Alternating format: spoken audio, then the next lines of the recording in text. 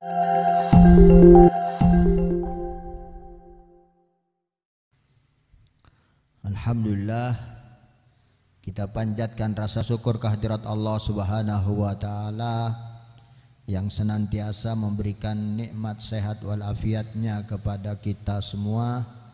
Khususnya alhamdulillah malam ini kita ditakdirkan menjadi hamba pilihan untuk berjamaah dan menghadiri kajian ilmu khususnya yang berkaitan tentang keimanan. Mudah-mudahan nikmatnya Allah Subhanahu wa taala senantiasa diberikan kepada kita semua. Amin. Allahumma amin. Salawat dan salamnya mudah-mudahan senantiasa tercurahkan pada suri tauladan kita, panutan kita, pimpinan kita, uswatun hasanah bagi kita, kekasih kita itu Nabi Muhammad sallallahu alaihi wasallam serta keluarganya dan para sahabatnya tanpa terkecuali. Amin. Allahumma amin. Kita akan lanjutkan kajian kitab Bahjatut Talibin fi Muhimmati Usuluddin, tentang akidah, tentang tauhid, tentang keimanan, yang mana pada malam ini kita akan lanjutkan fasal sifatul ma'ani ala salasati aksamin min haitsu ta'alluqiha.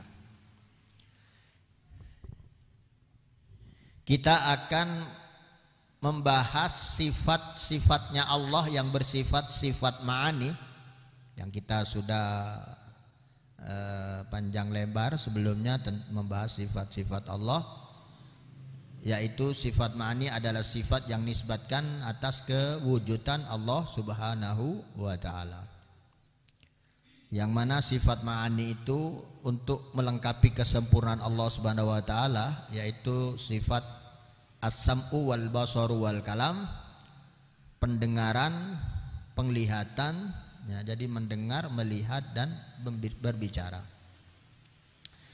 Nah, dari sisi ta'alluq, dari sisi keterkaitan, kita di sini akan bahas sifat ma'ani ada 3 macam. Ya. Al-awwal, yang pertama, ma la ta'alluq lahu.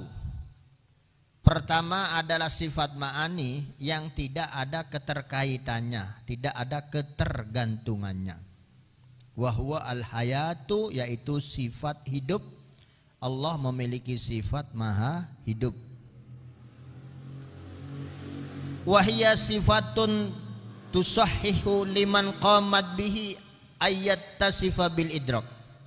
Sifat hayat, sifat hidup adalah sifat yang membenarkan bagi zat yang berdiri sendirinya dengan sifat yang dapat meraih segala hal. Wa makna tasi al-wujub fi haqqil qadim, yang dimaksud membenarkan adalah al-wujub fi haqqil qadim, yaitu sifat wajib pada hak al-qadim yang maha dahulu, yaitu Allah Subhanahu wa taala, alias Allah zat yang wajib, ya, punya sifat tersebut. Wal jawazu fi haqqil hadis in salima min afatil aqli, dan jawas boleh, bukan wajib, boleh bagi yang baru, bagi makhluk boleh. In salima min afatil aqli, jika selamat atau kosong bersih dari gangguan akal. Itu yang pertama, ya. Sifat ma'ani dari sisi ketergantungan dan terkaitan adalah tidak ada kaitan, yaitu sifat hayatnya Allah Subhanahu wa taala. As-tsani, yang kedua, ma ta'alluquhu amun bil wajibat wal mustahilat wal jaizat. Ada sifat Allah, sifat ma'ani yang ada ketergantungan dan bukan ketergantungan, ya keterkaitan, ya, yang ada hubungannya gitu, tapi bersifat umum. Ada hubungan dengan apa? Bil wajibat, mustahilat, jaizat, yaitu sifat yang wajib bagi Allah harus dimiliki, harus disematkan kepada Allah. Wal mustahilat, sifat yang mustahil yang enggak boleh disifatkan kepada Allah. Wal jaizat, sifat yang boleh-boleh saja. Lakin ta'alluqul ilmi ta'alluqi inkishaf wa ta'alluqil kalam ta'alluqi dilalah. Tapi dalam masalah sifat ilmu, tahu, itu hubungannya, ketergantungannya adalah terkait dengan inkishaf, terbukanya, tersingkapnya. Wa ta'alluqil kalam, adapun keterkaitan kalamnya Allah itu ta'alluq dilalah, hanya keterkaitan dilalah sebagai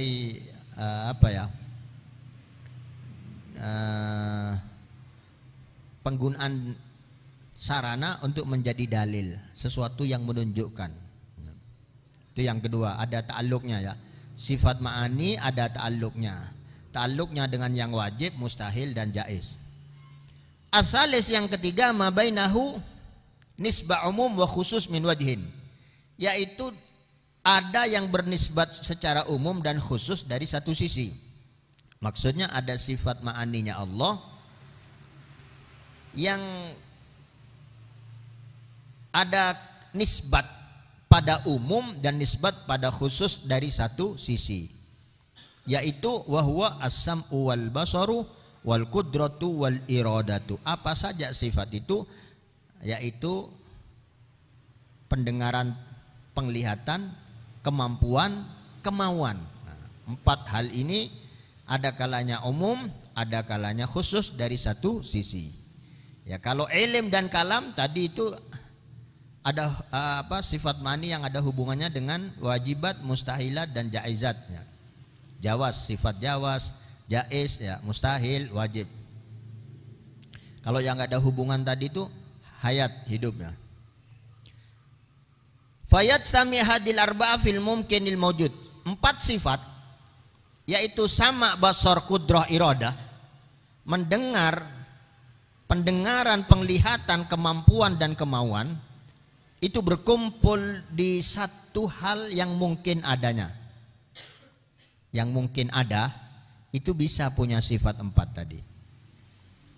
Wa yahtassu sam'u wal basar bi ta'alluqihima bil wajib.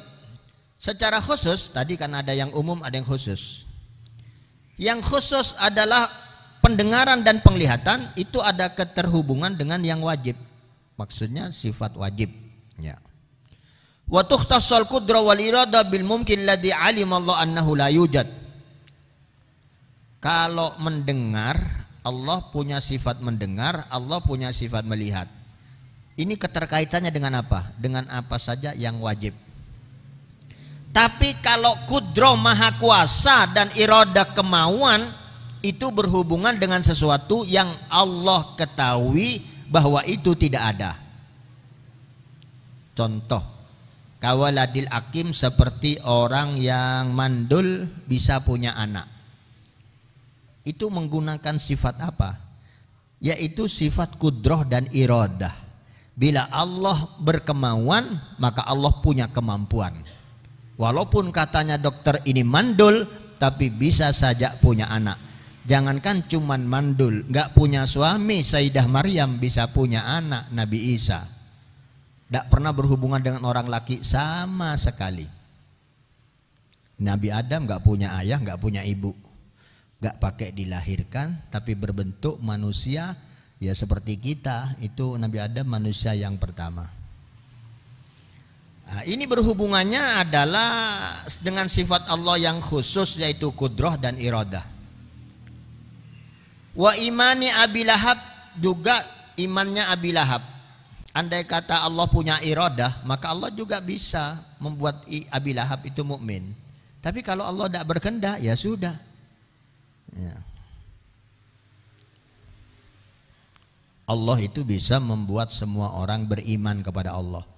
Semua taat, rajin, soleh, semua bisa. Semua taat, bertakwa kepada Allah bisa. Karena yang membentuk keinginan hati seseorang Allah. Yang bisa membuat orang baik Allah. Memberi hidayah Allah, memberi taufik Allah. Tapi kalau Allah tidak berkehendak, tidak punya keinginan untuk menjadikan si fulan ini orang baik, si fulan ini mukmin, maka selamanya tidak akan beriman.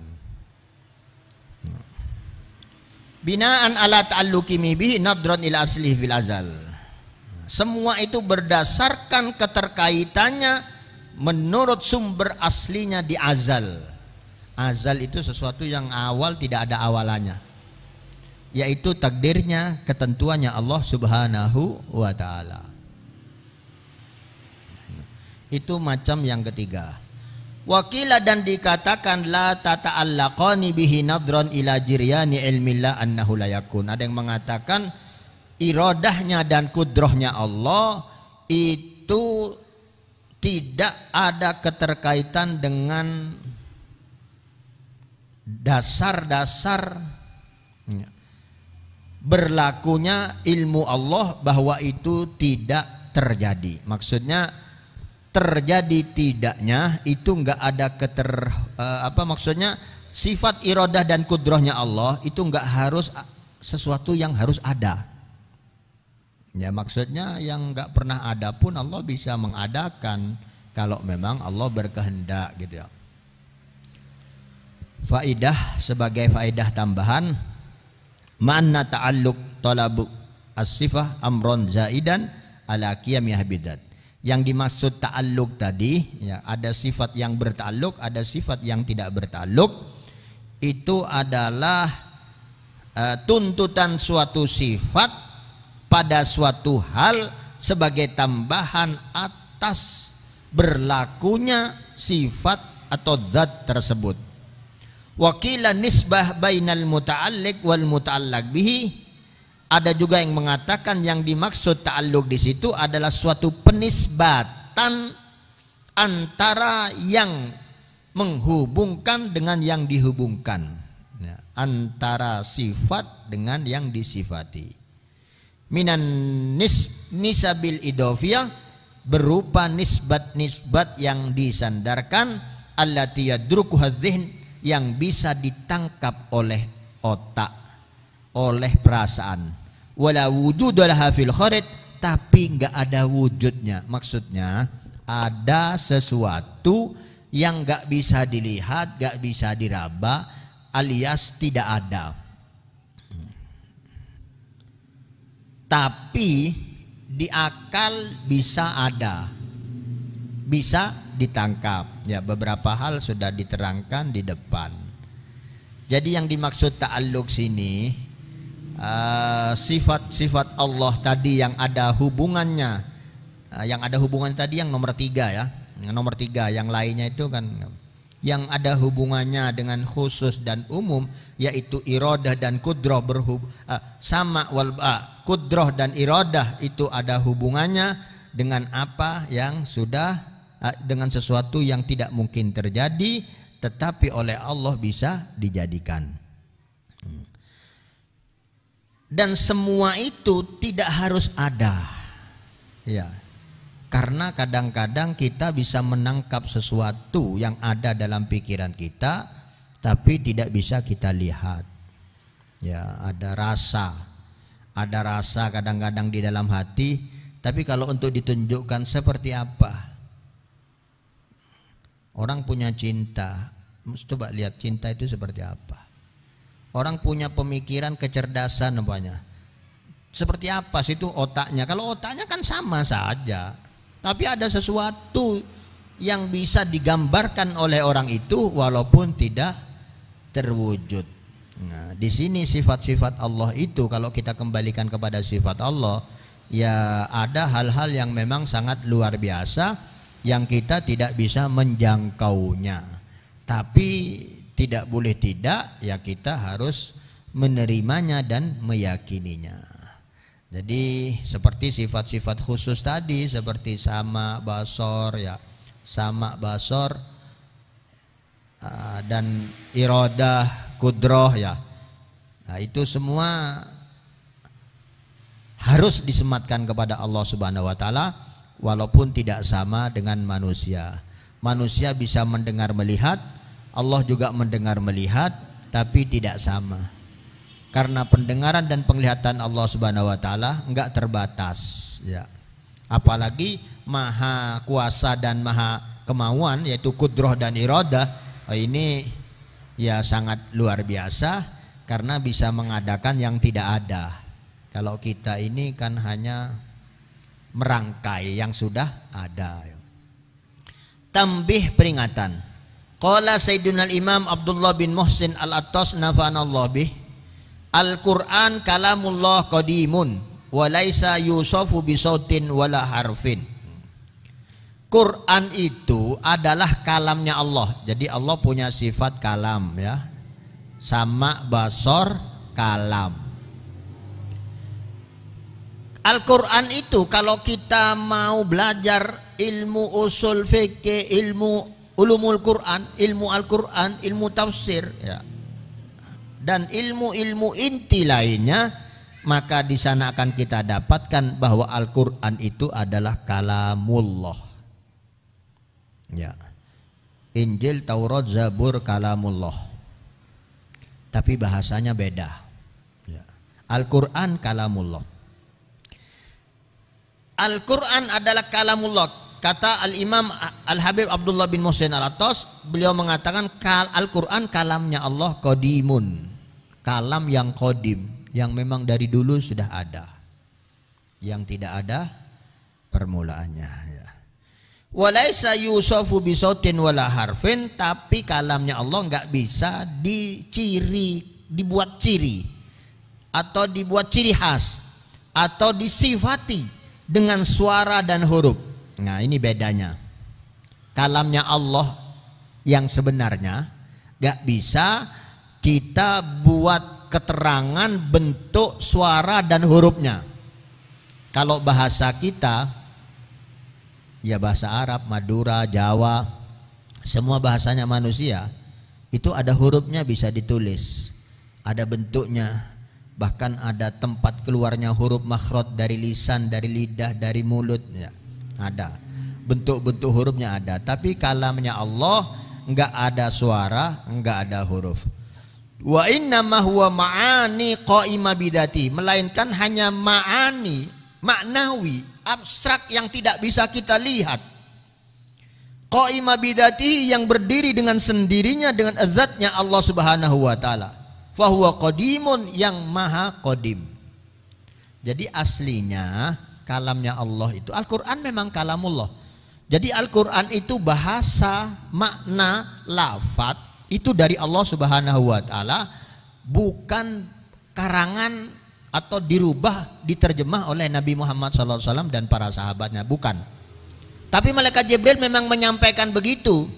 Malaikat Jibril menerima dari Allah tidak begitu. Tidak seperti itu.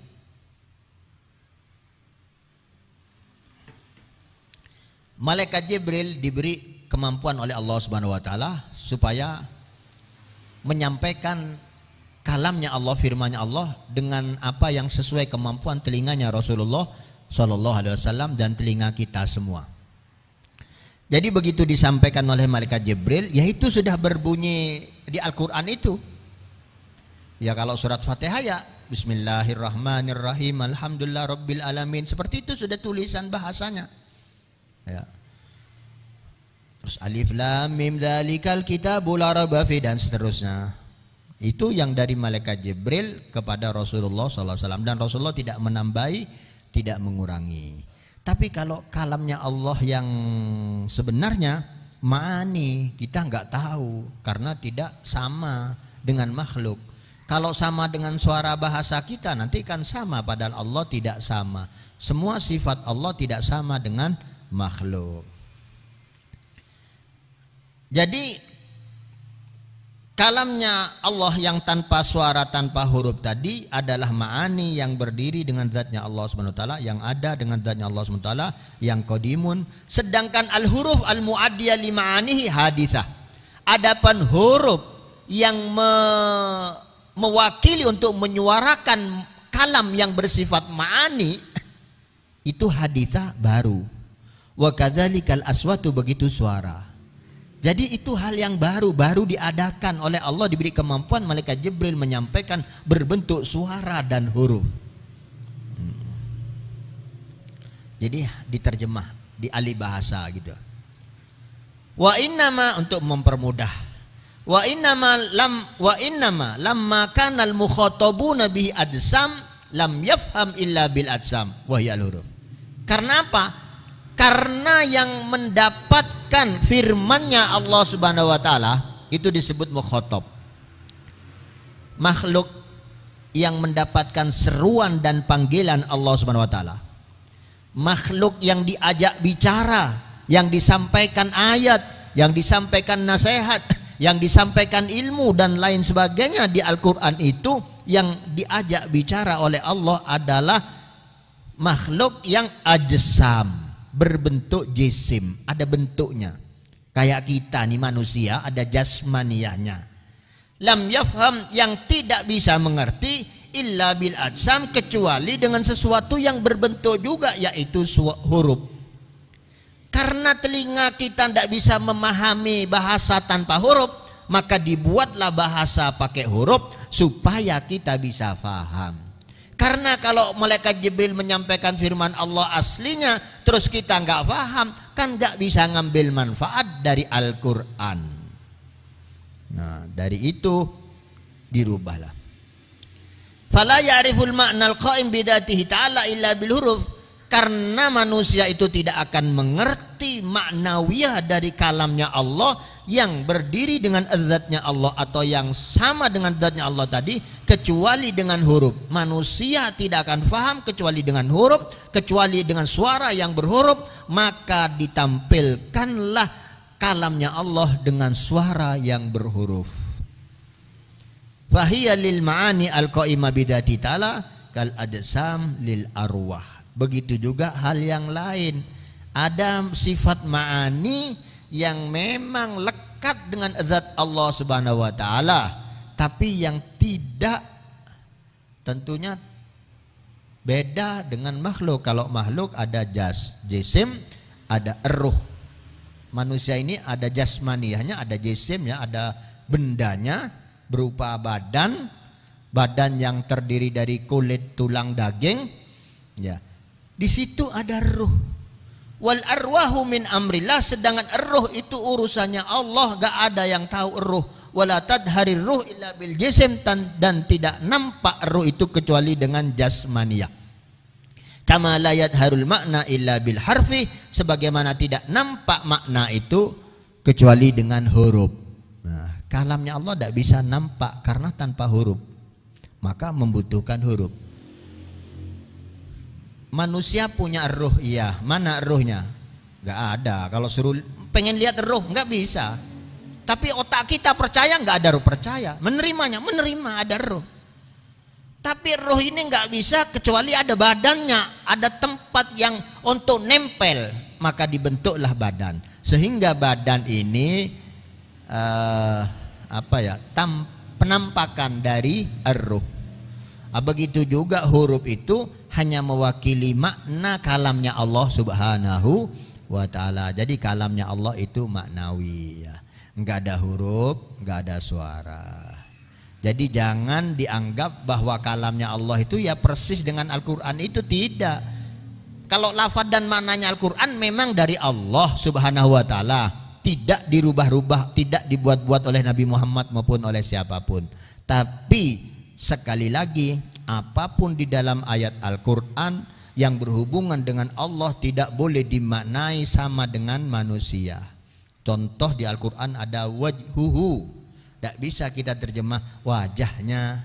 Yaduhu, yadullah fawqa aidih, tidak bisa kita terjemah tangannya Allah di atas tangan, terus nanti tangannya Allah ada jarinya, ada lengannya. Enggak boleh, bisa jadi kafir. Jadi tidak boleh. Biarkan saja, enggak usah ditakwil-takwil. Kalau salaf tidak mau mentakwil, kalau khalaf mau menerjemah dengan bahasa yang lebih mudah orang. Contohnya, yadullah fawqa aidihim, kekuasaan Allah di atas kekuasaan manusia. Nah, jadi diterjemah dengan alih bahasa supaya kita mudah memahaminya, ya.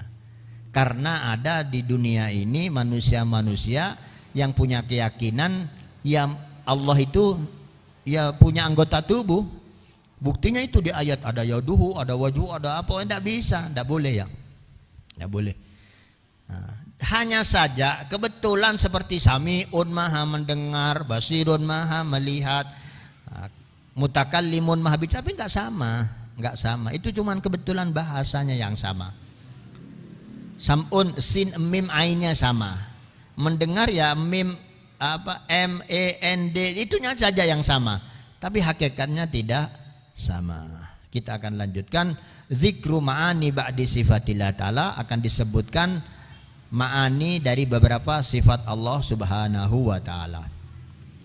Makna yang tersirat ya, ma'ani itu yang dia nampak, makna atau maknawiyah ya. Makna yang tersirat dari beberapa sifat Allah Subhanahu wa taala. Pertama, al-kidamu. Kidam. Ya. Ibaratun an-nafyil awwaliyah. Allah punya sifat kidam, wujud, kidam, bako. Wujud sudah ya, wujud 2 minggu yang lalu sudah dibahas. Sekarang sifat yang kedua kidam. Kidam itu dahulu, lambe, ya, dulu. Ibaratun an-nafyil awwaliyah. Kidam itu menjadi sifat Allah sebagai ungkapan an-nafyil awwaliyah dari menafikan awwaliyah. Awal itu permulaan. Allah punya sifat kidam alias tidak ada permulaannya. Bumi ada tanggal kapan diciptakan bumi. Langit ada tanggal bulan kapan diciptakan langit. Nabi Adam kapan itu? Jin itu kapan? Tahun berapa? Masa ini tahun berapa tahun yang lalu semua ada. Tapi kalau Allah tidak ada awalan. Kita ada awalan. Oh saya tanggal 1 bulan 2 tahun ini. Oh ini fulan tanggal sekian bulan ini. Ada awalannya muncul ke bumi ini. Oh mobil ini diciptakan bulan ini tahun ini. Di SNK-nya ada, di BPKB-nya ada.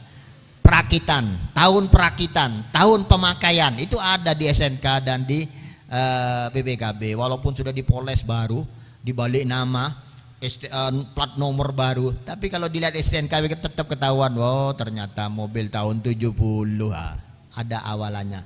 Allah Subhanahu wa taala kidamun, yaitu tidak ada awalan. Awsal bil adami sabiq lil wujud, atau ungkapan atas ketidak salbil adam, ketidak ada, negatif atau penafian dari ketidakadaan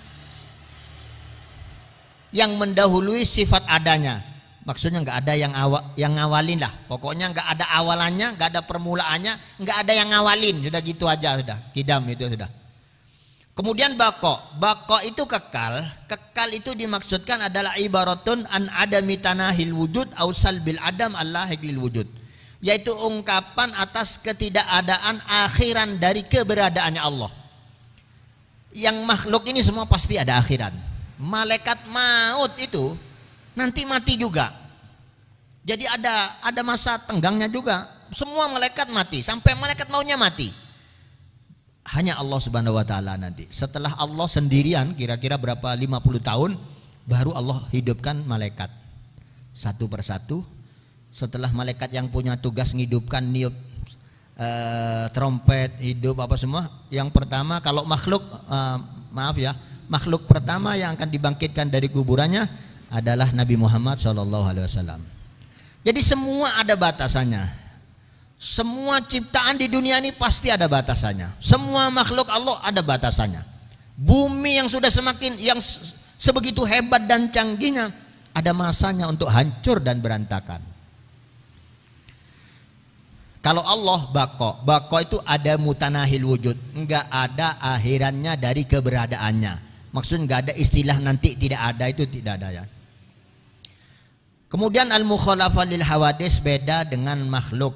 Salbul aradiyah wal jarmiyah wa lawazima anillah ta'ala lazimil aradil mahal wa lazamal jaramal mukhassas. Yang dimaksud beda dengan semua makhluk, ya sifat-sifat Allah tidak ada yang sama dengan makhluk, beda dengan semua makhluk.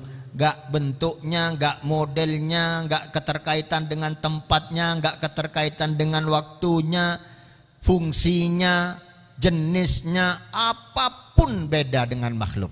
Jadi nggak ada yang menyamai sedikit pun dengan Allah. Semuanya beda. Jadi Allah tidak ada yang sama. Hanya saja semua sifat sempurna harus kita sifati kepada Allah. Kalau manusia itu yang bagus, yang hebat, yang sempurna itu melihat, Allah maha melihat. Kalau kita manusia itu yang hebat itu mengetahui, Allah maha mengetahui. Kalau kita yang bagus itu menyayangi, Allah Arhamur Rahimin, paling penyayang. Kalau orang kita itu bisa, Allah maha bisa. Kalau kita berkehendak, Allah lebih maha berkehendak. Jadi pokoknya sifat yang bagus-bagus itu Allah harus wajib punya itu sifat itu. Tapi sifat yang kurang-kurang nggak boleh. Hanya saja sama sifatnya, tapi nggak sama hakikatnya. Karena Allah tidak seperti makhluk. Allah tidak makan, Allah tidak minum, Allah tidak capek. Apa dalam ayat kursi itu? Sinatu wala naum, tidak ngantuk, tidak capek, ya, tidak lalai, tidak lupa, tidak semua sifat yang kurang itu.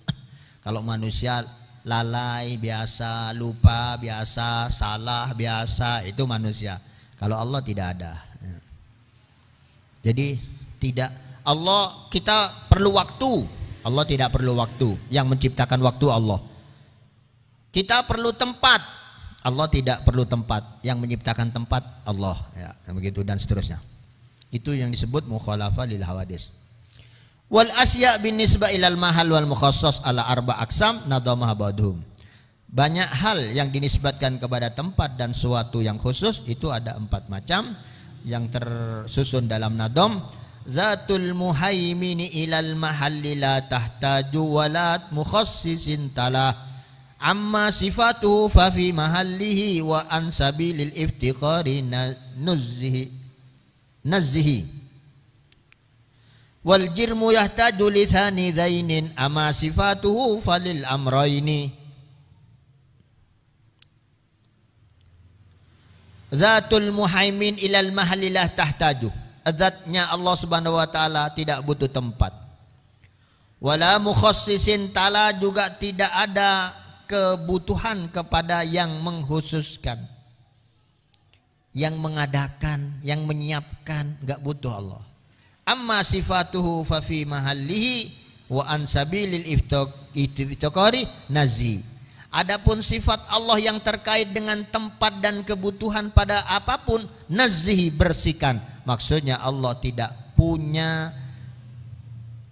butuh pada tempat, tidak pernah butuh pada apapun selain Allah, tidak ada butuh. Maksudnya Allah nggak butuh apa-apa saja ya. Kalau kita pasti butuh, nggak usah sombong-sombong manusia. Nah, jangan sombong-sombong, kelilipan nggak bisa niup sendiri ya. Gatel kadang-kadang juga harus digarukkan orang. Tukang pijat saja capek, harus dipijat orang lain. Dokter sakit harus diobati dokter lain gitu. Itu manusia pasti butuh orang lain. Allah Subhanahu wa taala tidak pernah butuh kepada siapapun. Tidak perlu tempat ya. Wal jirmu yahtaju li thanidainin amma sifatu falil amrayni. Karena kalau makhluk lain itu butuh sama tempat, butuh sama yang lain. Sedangkan Allah tidak butuh semua itu. Karena yang mengadakan semua itu Allah Subhanahu wa taala. Wa mimma yata'allaq bil qidam qaulu ba'dihim. Adapun yang berhubungan dengan sifat qidamnya Allah sebagaimana yang dalam syair, man qala sabqullahi khalqallahi bi zamanin laisa lahu tanahi au qala ballahu tanahin fakila qaulaihi ifkun wadihun lan yuqbala. Siapa yang berkata bahwa Allah dalam penciptaan ada yang mendahuluinya dan ya bizamanin laisa lahu tanahi, maka itu selesainya. Maksudnya Allah tidak ada keterkaitan dengan waktu. Au qala ballahu tanahi fakila qaulahi ifkun wadihun lan yuqbala. Kalau ada yang mengatakan bahwa kemampuan Allah itu bisa berakhir dengan suatu waktu, maka itu perkataan yang jelas-jelas bohong yang tidak bisa diterima. Maksudnya Allah kapanpun bisa melakukan apa saja. Allah tidak ada kadaluarsanya. Allah tidak ada batasan waktunya. Wa dzaka inna awwalal qaulaini yalzamu manahu adamul kaunain li'annahu tawaqquful ijadi ala zamanin ma lahu nafadu. Yang demikian itu karena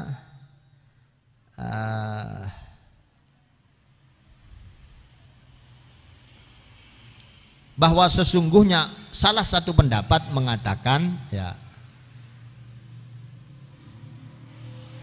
bahwa anugerah Allah itu adalah ada apa maksudnya?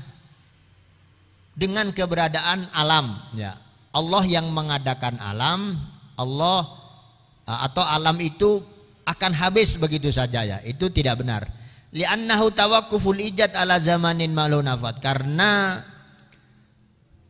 segala sesuatu nanti rusak atau tidak ada itu bukan karena perjalanan zaman, tapi semua itu sudah ditentukan oleh Allah Subhanahu wa taala. Kalau kita yang membuat sesuatu kan karena memang rusak, karena kita tidak bisa mempertahankannya. Kita bikin motor, oleh Allah dikasih kemampuan bikin sepeda motor, tapi suatu ketika sepeda motor itu rusak karena kita tidak punya kemampuan untuk menjaganya agar tidak rusak. Ya, beda kan dengan Allah Subhanahu wa taala. Kalau Allah tidak berkehendak untuk mengakhiri alam itu tidak akan berakhir. Tapi kalau sudah Allah menghendaki berakhir, ya nggak ada kelanjutannya gitu.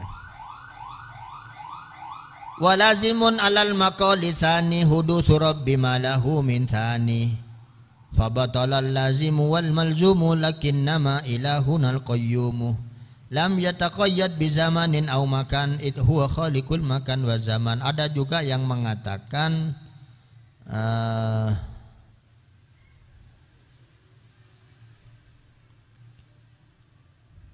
Allah akan menciptakan kembali apabila, maksudnya Allah akan berubah pemikiran gitu ya, itu tidak mungkin. Setelah Allah ciptakan begini, wah kayaknya tidak pas, rubah, itu nggak ada. Tidak seperti manusia, nggak perlu percobaan-percobaannya. Semua itu batalul lazim wal luzum lakinnama ilal qayyum. Semua itu tidak benar karena Allah Subhanahu wa taala Tuhan kita semua itu maha mampu dan maha mandiri dan maha beda dengan semua makhluk dan tidak butuh makhluk. Lam yataqayyad bi zamanin aw makanin, sesungguhnya Allah itu tidak terkaitan dengan waktu dan tempat. Id huwal khaliqul makan waz zaman, karena dialah Allah zat yang menciptakan tempat dan waktu. Wa ma'nal Isa belum ya? Belum.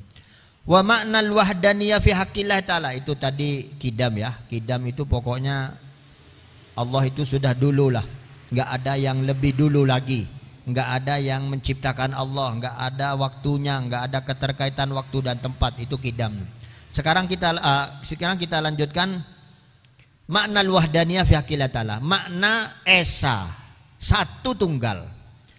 Nafyul kam al-muttasil wal munfasil fi dzati wa kada fi sifati. Jadi kalau kita menyatakan Allah itu satu esa, berarti kita menafikan bilangan. Pokoknya zat Allah tidak berbilangan. Begitu juga sifat-sifatnya Allah itu tidak ada yang menyamai. Wa nafyul kamil munfasil faqad fil af'al. Kalau dalam zat itu semua ya. Kalau dalam af'al itu kam bilangan yang munfasil, yang terpisah. Penting intinya yang namanya wahdaniyat itu Allah sendirian dalam semua hal. Allah esa, Allah tidak ada keluarga, Allah tidak ada yang membantu dalam semua pekerjaannya. Allah tidak, maksud dalam penciptaan, dalam apa, bukan berarti Tuhan dua, Tuhan tiga, tidak ada. Ya sudah, Allah esa ya. Hadil abyad Ibn Hanbal fi makna wahdaniyat. Ini ada bait syair yang dibuat oleh Imam Ibnu Hanbal menerangkan tentang makna zatnya Allah yang wahdaniyah ya. Wa wahidun fi dzati man hazal ula ay annahu ghairu murakkabin ala. Allah itu satu dalam zat yang maha tinggi yang tidak tersusun dari apapun. Maksudnya tingginya bukan karena diangkat. Maksudnya orang ini mulia terhormat karena dihormat. Nah kan beda. Ini punya pejabat, ini jadi pejabat karena diangkat orang. Nah, tapi Allah itu menjadi mulia bukan karena dimuliakan oleh siapapun. Idlau tarakaba lakana jisman wa dha muhalun thumma aidan imma. Dan Allah tidak terbuat dari apapun ya. Kita tidak boleh menyatakan Allah itu berbentuk karena itu mustahil bagi Allah ya. Bikulli juz'in sifatul uluhiyah takumu ba'din faqat fal tadriyah. Semua bagian sifat ketuhanan Allah Subhanahu wa taala berdiri begitu saja. Fa awwalu minhu ta'addud lazim wa akhir minhu al-huduthu yanhatim. Jadi Allah tidak berbilangan dalam semua hal. Dalam kemahakuasaannya enggak ada saingannya, dalam kemampuannya enggak ada saingannya. Li'annal istiwa lil ajja wajab fal ba'du dan mukhassas bila raib. Kalau yang lain bisa saja ada yang sama atau berdiam di satu tempat, sedangkan Allah Subhanahu wa taala tidak perlu tempat dan tidak ada yang sama.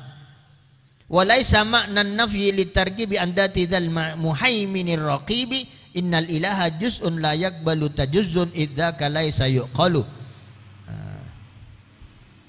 Li'annahu idan yasiru jauhar fardan wa damtina'uhu takarrara.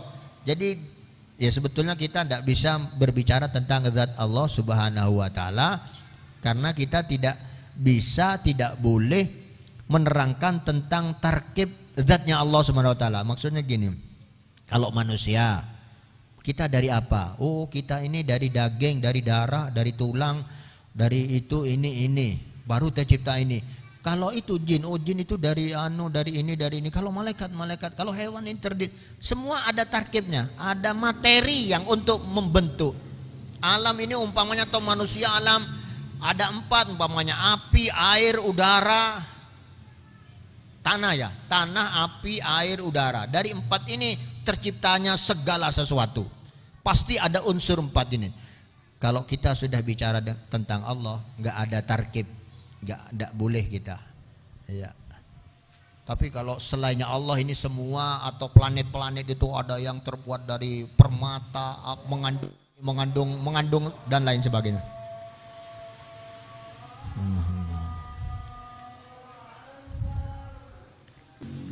Kita lanjutkan. Innal ilaha juz'un la yaqbal tajuzun idza kalaisa yuqalu li'annahu idan yasiru jauhar fardan idam tina'u takarrara. Balil muradu anna khaliqal bashar la yaqbalul kibar kalla wasighar. Yang dimaksud adalah sesungguhnya yang menciptakan manusia ini tidak bisa dibesarkan dan tidak bisa dikecilkan. Maksudnya Allah yang menciptakan manusia ini sudah maha agung, maha besar, maha hebat. Tidak bisa lagi ada yang membesarkan Allah atau gara-gara sesuatu lalu mengecilkan Allah. Maksudnya ngurangi kemampuannya, nambahkan kemampuannya, itu enggak ada. Kita semua taat, Allah jadi semakin agung. Kalau kita semua maksiat, Allah semakin lemah. Tidak ada itu. Semua kita berdoa minta rizki terus Allah jadi miskin. Kalau semua jadi miskin orang Allah kaya, enggak ada hubungannya. Enggak ada perubahan. Allah itu enggak ada perubahan, tidak seperti makhluk. Ya kadang-kadang semakin tua, ada semakin hebat, ada semakin gemuk, ada perubahan-perubahan, ada semakin kaya, ada semakin miskin. Idza kam min awaridil jirmiyah anda ta'ala dzatul aliyah. Kalau berubah itu sifat yang bisa terjadi pada benda ya, jirim dan jisim itu mirip ya, cuman ada bedanya. Anda ta'ala dzatul aliyah, sedangkan Allah maha agung dan maha suci, tidak ada hubungannya dengan itu. Allah itu bukan seperti benda yang bisa tambah besar atau tambah kecil. atau tambah mahal setelah dibersihkan. Batu itu dikali, diambil, dibersihkan, diasah, malah jadi berjuta-juta. Ya, Allah tidak ada hubungan dengan itu, nggak ada. Nah, ini syair dari Imam Ahmad bin Hambal rahimullah wa radhiyallahu anhu wa nafa'ana bih. Jadi Allah itu esa, tidak ada kesamaan dalam sifat dan bentuk, ya, dan tidak ada teman, tidak ada duanya. Ya, tunggal, tidak ada duanya dalam semua hal. Sedikit tambahan, al-farqu bainal jirmi wal jismi, bedanya antara jirim dan jisim, ya, benda atau apa ya, logam, ya. Annal jirim a'am li'annahu yutlaqu 'alal murakkab wa ghairihi kal jauharil farad. Nah, di sini tadi ada bahasa al jauharul farad. Saya tidak bisa menerjemahnya. Jauharul farad itu adalah sesuatu yang sangat kecil tapi sangat berharga, ya. Itu di bumi ini ada saja, kayak emas, kayak uranium, kayak apa ya, zat-zat yang lain lah, zat-zat yang ada dalam tubuh, dalam makanan, dalam segala macamnya. Semua itu ada tersusun kan. Maksudnya kalau kita di rumusan bahan kimia atau bahan apa, zat-zat, saya kurang paham itu ya, ini bertemu ini jadi ini bertemu ini jangan ini kumpul ini jadi begini kan, begitu itu. Itu di ilmu IPA, di ilmu apa itu ada ya, ilmu kimia gitu. Kalau jirim itu umum, tersusun maupun tidak, terdiri dari beberapa hal mau tidak, itu disebut jirmun. Adapun jismun itu tidak diucapkan sebagai jisim kecuali sesuatu yang tersusun dari banyak hal. Manusia disebut jisim karena ada tulang, daging, apa-apa gitu. Tapi ada benda-benda padat atau benda-benda yang tidak bisa kita lihat, itu hanya dari satu macam. Ya. Yang jelas ini ya. Jauharul fard di sini ini dianggap diumpamakan sesuatu yang tidak bisa dipilah-pilah lagi saking kecilnya, itu jauharul fard ya. Nah, yang jelas dan intinya, pokoknya Allah Subhanahu wa ta'ala tidak terbentuk dari apapun, tidak boleh kita bahas. Allah yang penting tidak sama dengan siapapun dan apapun. Allah beda dalam semua sifatnya. Tapi Allah maha sempurna, maha hebat, maha berkehendak, tidak ada awalan, tidak ada akhiran, tidak butuh pada siapapun, tapi dibutuhkan oleh siapapun, tidak butuh waktu, tidak butuh tempat, tapi Allah yang ciptakan tempat, Allah yang ciptakan waktu. Nah, itu intinya. Itu dari beberapa sifat yang sudah kita baca, dan insya Allah kesempatan yang akan datang kita akan membahas tentang kudrohnya Allah dan irodahnya Allah. Nah, kalau ini nanti lebih mudah untuk difahami dan lebih insya Allah kita akan lebih tahu dalam kehidupan kita sehari-hari seperti apa kudroh dan irodahnya Allah Subhanahu wa ta'ala. Mudah-mudahan apa yang sudah kita baca bersama ini memberikan kemanfaatan, menambahkan keimanan kita, kecintaan kita, dan penghormatan kita, ketakwaan kita kepada Allah Subhanahu wa ta'ala. Dan mudah-mudahan kita masih ditakdirkan untuk melanjutkan kegiatan kajian ini, karena ini sangat penting sekali. Mudah-mudahan Allah Subhanahu wa ta'ala memberikan kemampuan kita istiqomah, sehat walafiat, tidak sakit, tidak ada udur, panjang umur, amin Allahumma amin. Barangkali ada pertanyaan?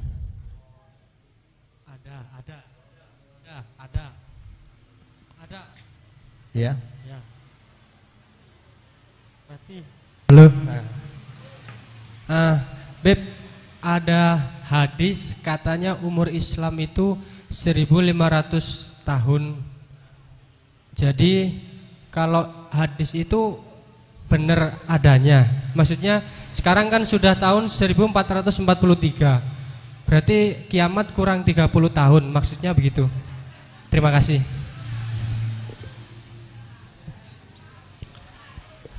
Jadi benar apa yang disampaikan tadi. Nabi Muhammad SAW pernah duduk bersama para sahabatnya, lalu dalam kesempatan tersebut Nabi menerangkan tentang umurnya umat Nabi terdahulu. Nabi fulan sekian tahun, sekian puluh tahun, sekian ratus tahun, ganti, hilang. Ganti Nabi lagi. Sekian puluh tahun atau sekian ratus tahun musnah semua, habis masanya Nabi tersebut, umatnya habis. Terus cerita Nabi semua diceritakan oleh Nabi Muhammad, masa umatnya. Akhirnya Nabi berhenti, selesai, tidak menceritakan umat Nabi Muhammad. Maka seorang sahabat bertanyalah kepada Nabi Muhammad Sallallahu Alaihi Wasallam, ya Rasulullah, umatmu seberapa panjang ya Rasulullah? Masa umat jenengan ini sampai kapan ya Rasulullah? Nabi menyatakan tidak lebih dari 15 abad. Tidak lebih dari 15 abad. Kata ulama berarti tidak sampai ke 15, tidak melebihi dari 15 abad. Sekarang abad ke-15. Nah, jadi kalau berdasarkan hadis itu berarti betul tadi yang disampaikan, gak akan lama. Sekarang 1443, berarti 57 tahun lagi sudah 15 abad kelewat. Berarti gak akan sampai 57 tahun lagi. Di dalam tafsir, ya, di dalam hadis tersebut ada dua imam besar yang mencoba membuat hitung-hitungan, yaitu Imam Jalaluddin As-Suyuti dan Imam Ibnu Hajar. Yang satu menyatakan setelah dihitung, karena hadisnya itu Nabi Muhammad mengatakan masa umatku itu dipotong, ya, dipotong masa itu, masa ini, masa itu, maka ketemu oleh Imam Jalaluddin atau Imam Ahmad bin Hajar itu umurnya umat Nabi Muhammad akan berakhir pada tahun 1476 Hijriah. Dan satunya saya lupa ini apa, Ibn Hajar yang tadi, terus Jalaluddin Suyuti mengatakan atau kebalik ya, 1477 Hijriah, beda 1 tahun. Perkiraan dari dua imam besar, Imam Ahlus Sunnah wal Jamaah, tokoh pimpinan para imam Ahlus Sunnah wal Jamaah yang ahli tafsir dan ahli hadis, itu menyatakan berdasarkan hadis Nabi tadi, diperkirakan umat Nabi Muhammad akan habis berakhir masanya di tahun 1776 atau 1777 Hijriyah. Karena Nabi mengatakan tidak sampai ke 15 abad. Sekarang 43. Kalau katakanlah ke 77, berarti kurang 3-4 tahun lagi. Tapi ini bukan kiamat, bukan kiamat. Karena kalau kiamat itu harus muncul dulu Imam Mahdi Muhammad bin Abdullah yang memimpin pergerakan memerangi orang kafir, membela umat Islam. Sekarang umat Islam kan di mana-mana sudah banyak yang tertindas. India itu sangat-sangat tertindas sekarang. Orang Islam di India itu dipaksa nyembah sapi, dipaksa, pokoknya dipaksa kafir dan murtad lah, dipukulin, dipecutin, ditelanjangin, dibunuhin, diusirin, dibakarin, dan beberapa negara selain India. Nanti akan muncul seorang cucu Nabi Muhammad SAW yang bernama Muhammad bin Abdullah. Nabi menyebutkan bahwa namanya seperti namanya, namaku, nama ayahnya seperti nama ayahku, berarti Muhammad bin Abdullah. nanti itu. Kalau Muhammad bin Abdullah sudah menjadi pimpinan pergerakan, dan ketahuilah Muhammad bin Abdullah bukan orang yang terkenal sebelumnya. Muhammad bin Abdullah bukan orang yang pandai berbicara sebelumnya. Dalam waktu yang sesingkat-singkatnya oleh Allah dirubah langsung pandai berbicara dan langsung terkenal seketika. Dan itu dibaiat sebagai seorang pemimpin pada saat pelaksanaan haji. 2 kali baiat. Pertama baiat di sebelum haji ya. Kedua di haji. Kalau yang sebelum haji itu baiat sughra, hanya dibaiat oleh beberapa tokoh. Tapi kalau di Mekah waktu musim haji nanti dibaiat oleh semua umat yang haji waktu itu, tapi didukung dan dibaiat juga oleh semua umat Islam yang di luar negeri yang tidak ikut haji. Jadi kita tinggal tunggu mainnya. Karena tidak harus orang terkenal. Jadi nanti akan muncul orang yang tidak pernah terkenal sama sekali. Gak pernah muncul orang itu, gak pandai berbicara, tahu-taunya muncul dan pandai berorasi, memberikan semangat perjuangan kepada umat Islam dan melawan semua negara-negara yang dolim itu. Setelah itu turunlah Nabi Isa, ikut berjamaah di waktu sholat subuh. Masjidnya itu masjid putih di Syria sana. Dan yang digambarkan Nabi masjid yang di Syria tadi itu ternyata masjid itu sudah ada sekarang. Semua yang disabdakan Nabi pasti terjadi. Jadi kalau dulu nggak ada, masjidnya pasti ada. Nanti pas mau sholat subuh, Nabi Isa turun dari langit, masuk ke masjid itu dan sholat berjamaah. Nabi Isa, Imam Mahdi Al-Muntadhar yaitu Muhammad bin Abdullah meminta Nabi Isa untuk jadi imam. Tapi kata Nabi Isa, saya makmum.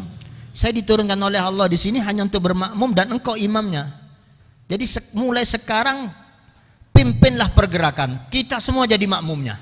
Nah, mulai dari situlah Nabi Isa akan menyerang gereja-gereja, akan merobohkan salib-salib nanti.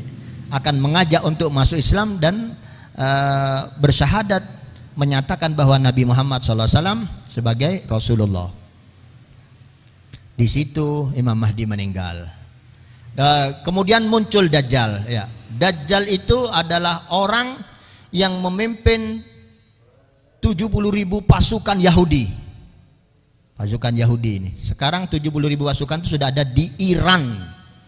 Di Iran sudah dibentuk persis dengan tentara yang disifati oleh Rasulullah itu sebagai tentaranya Dajjal. Di Iran sudah ada itu. Itu nanti 70.000 orang yang dipimpin Dajjal. Ya.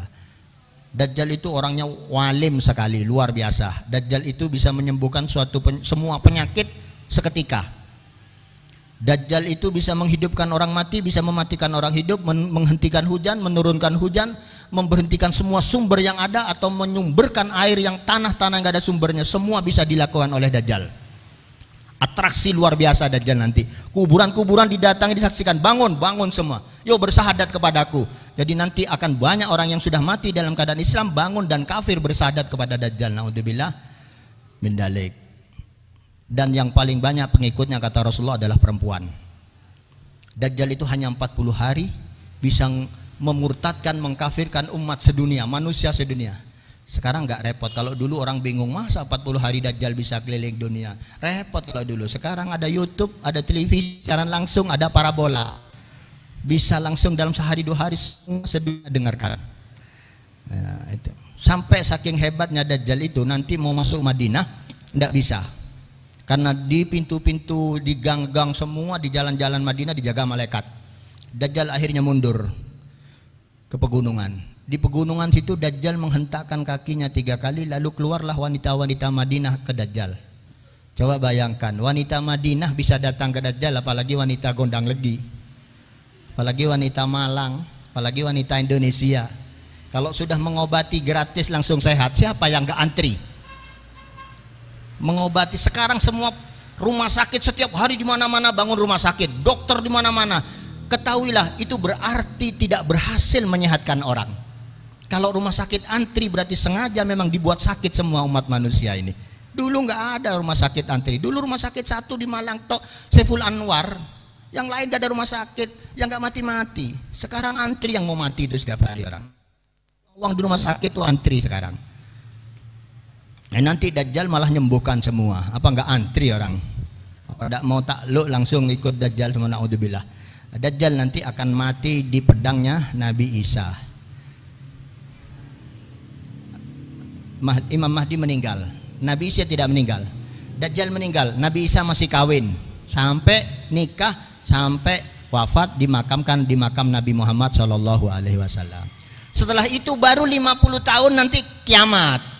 Jadi kalau kiamatnya tenang ibu-ibu, bapak-bapak, masih lama sekali. Tapi masa umat Islam akan habis sebentar lagi, berkisar hanya 40-an, 50-an tahun yang akan datang. Mudah-mudahan Allah Subhanahu wa taala menjaga kita dan keluarga kita, menjaga dalam akidah yang benar Ahlus Sunnah wal Jamaah, meninggal dalam keadaan akidah Ahlus Sunnah wal Jamaah. Kalau kita dipanjangkan umur sampai ketemu Imam Mahdi dan Dajjal, ya mudah-mudahan kita termasuk pasukannya Imam Mahdi, musuhnya Dajjal, dan mudah-mudahan kita dijauhkan jangan sampai jadi pengikutnya Dajjal ya. Rasulullah sampai mengingatkan, awas, nerakanya Dajjal adalah surganya Allah, surganya Dajjal adalah nerakanya Allah. Dan itu sekarang betul-betul sudah kita tertipu mana yang salah. Karena sekarang semua media televisi punya orang kafir, memberitakan kesalahan sebagai kebenaran, kebenaran sebagai kesalahan, sampai nggak masuk akal. Contohnya orang begal, yang ditangkap yang dibegal, bukan yang membegal. Coba bayangkan itu terjadi di Indonesia, luar biasa, masya Allah ya. Mudah-mudahan Allah jaga kita semua, mudah-mudahan Allah panjangkan umur kita dalam keadaan sehat walafiat, dan mudah-mudahan kita meninggal dalam keadaan husnul khotimah. Apabila ada salah dan khilaf saya mohon maaf. Assalamualaikum warahmatullahi wabarakatuh.